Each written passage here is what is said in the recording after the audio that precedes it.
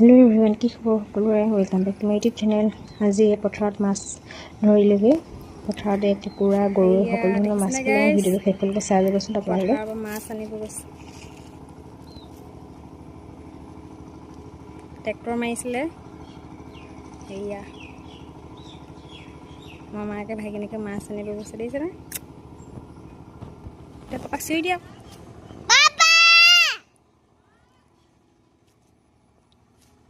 বেয়া ধুনীয়া লাগিছে ৰে।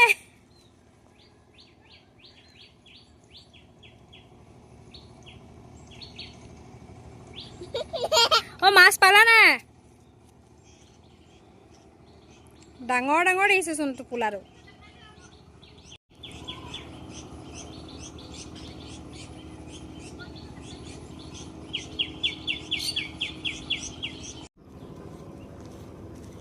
কি মাছ পালা এটা কৈ দিয়া।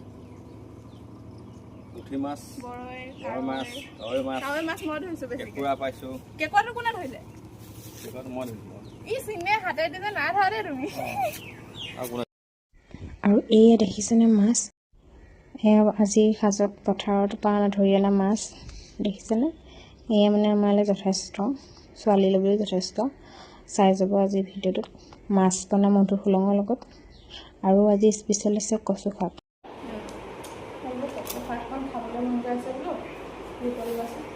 এই বোলে আমাৰ ইয়াত বোলে নহ'ব বোলে, মামাহঁতৰ ঘৰত বোলে।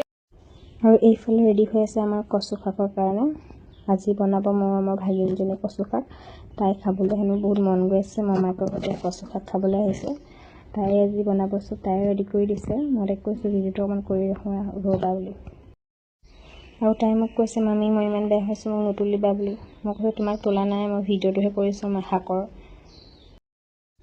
আৰু আজি আমাৰ দিনটো এনেকৈ কচু শাক, মাছ আৰু আমাৰ এই মৰমৰ ভিডিঅ'টো যদি ভাল পায় আপোনালোকে সকলোৱে লাইক কমেণ্ট কৰি দিব আৰু ছাবস্ক্ৰাইব কৰি দিব নাপাহৰিব। ধন্যবাদ।